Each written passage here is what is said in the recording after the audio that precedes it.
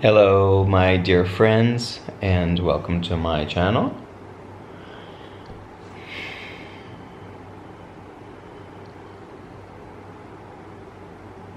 Thank you for being here with me. I am currently laying up in the bed here in Rome and reading. And before I go out for lunch, and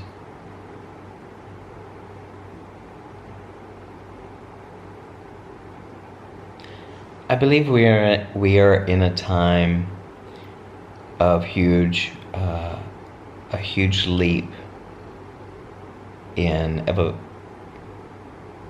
evolution, and I think our own personal evolution. And as I listen and I look and I read and I watch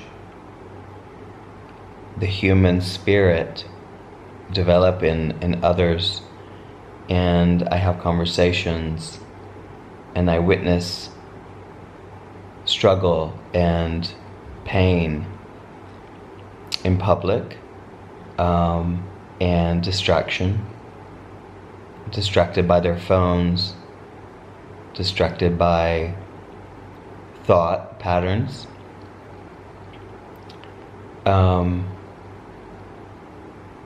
But I firmly believe that we are on the brink of an evolutional leap within consciousness. And I think that as a collective, we are sharing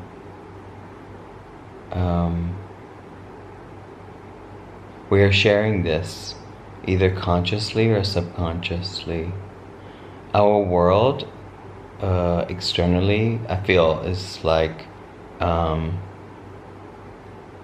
of falling apart, metaphorically in a way, which to gather itself, to have a rebirth of, if you will, of sorts.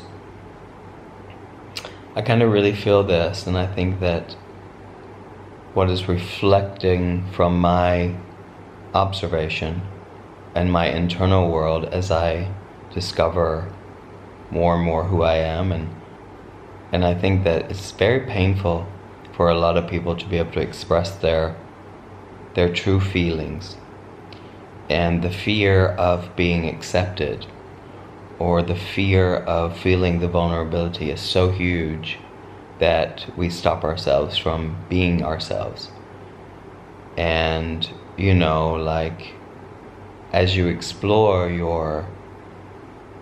yourself and you explore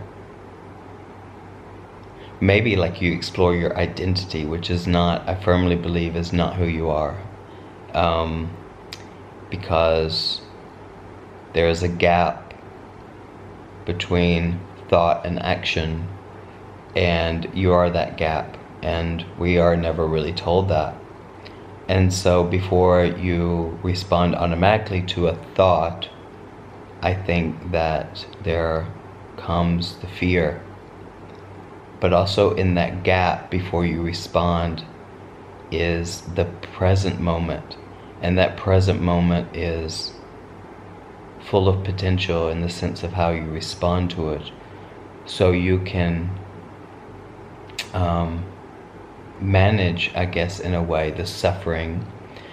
As I say manage, I don't know, I think more or less allow your conditioned mind to have its thoughts, and observing those are really big. And I think that we are all on the brink of this, some more than others, and I feel like some will be left behind in that sense because they're so attached to the ego and what the ego wants, and they're looking for that next high of feeling the ego, the inflated ego, in the sense so they can hold on to what they have been creating within the ego and the personality. And that can come in a form of a compliment or in the form of acceptance or praise. Those kind of things can reinstate the ego, and how the ego is has been part. And I firmly believe that the ego is not my identity. It's like a coat that you wear, and we put that coat on, and it's also synonymous with a mask that we wear in public and around people. It's protection. And at the moment for myself, I'm so hyper aware. I really am hyper aware of every moment that I am, and I love that.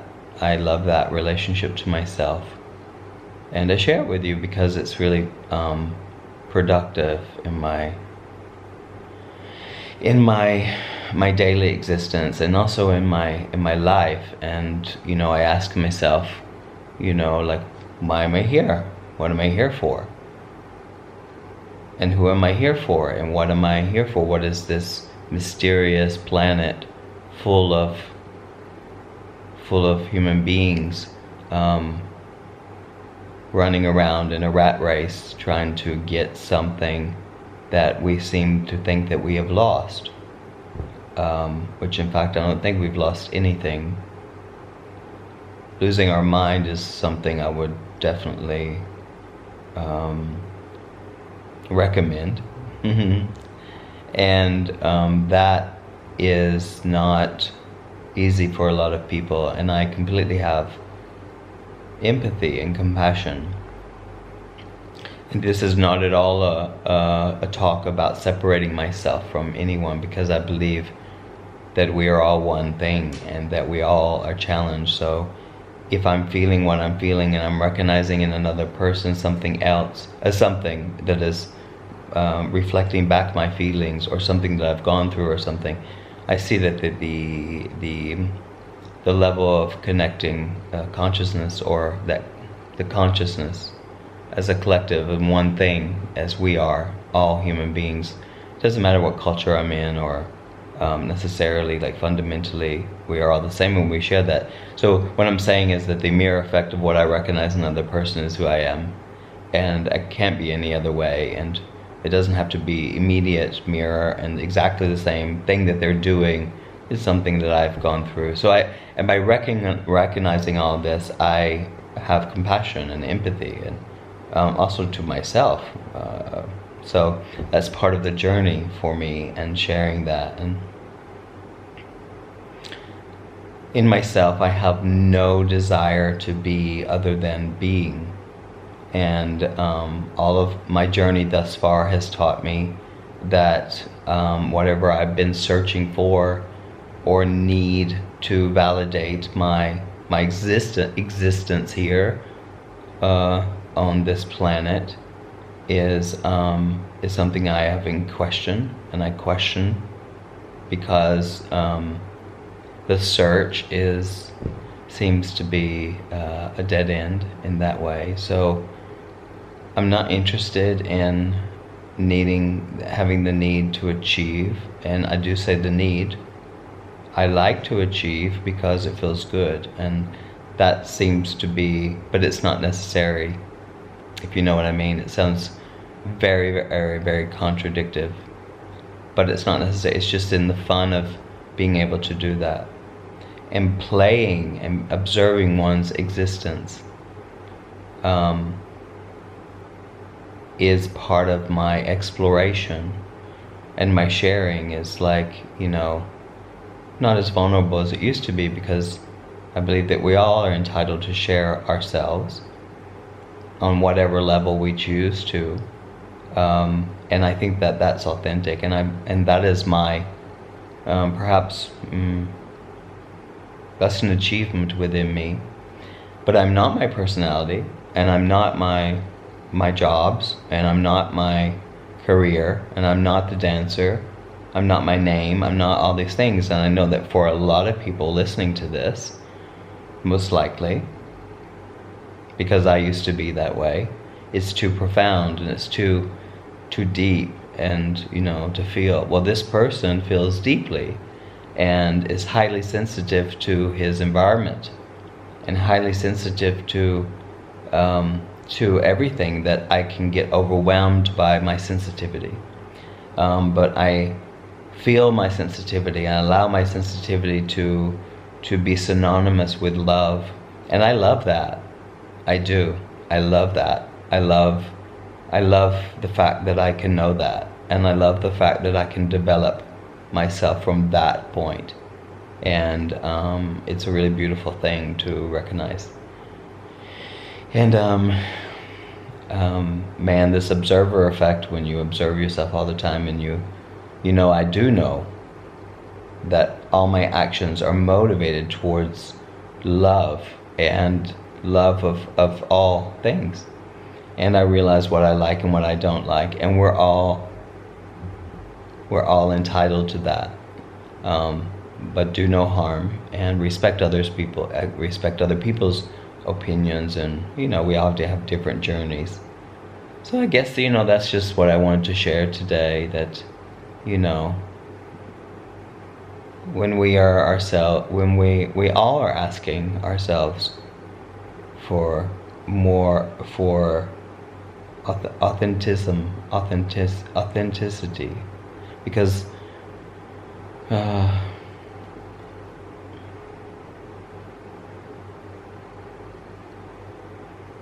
well, I can only speak for myself, really, and that's what I do. And playing with my existence is really a cool thing for me, and putting myself out there, as I say a million times, is one of the most valuable things. It's valuable because I learn and I feel and I navigate, and it's just part of my journey right now. So yeah, if you got something you did, and if it's too deep for you, then, you know, go on and do something else. But thanks for watching if you got this far, and thanks for watching. Thanks just supporting me, just for being me, and being allowing me to come into your journey and sharing. And I appreciate when you come into my journey, whomever shares that with me, and that's all good. The lover relationship with yourself is self-aware, being self-aware, and some people maybe can consider it to be selfish. It's important for us to identify our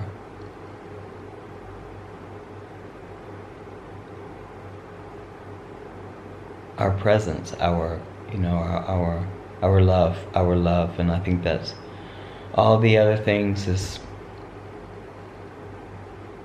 has nothing to compare with love.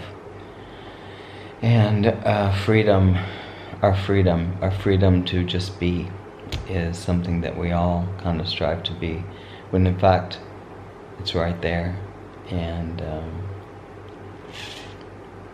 it's playful, and it's beautiful, and yeah.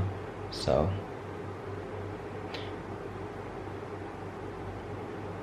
you know, when they say you're growing up, it's like, in what sense, you know? In what sense? I don't know.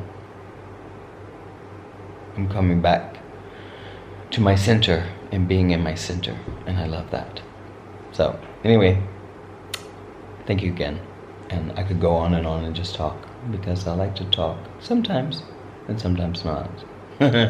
All right, I love you so much. Peace, peace, peace.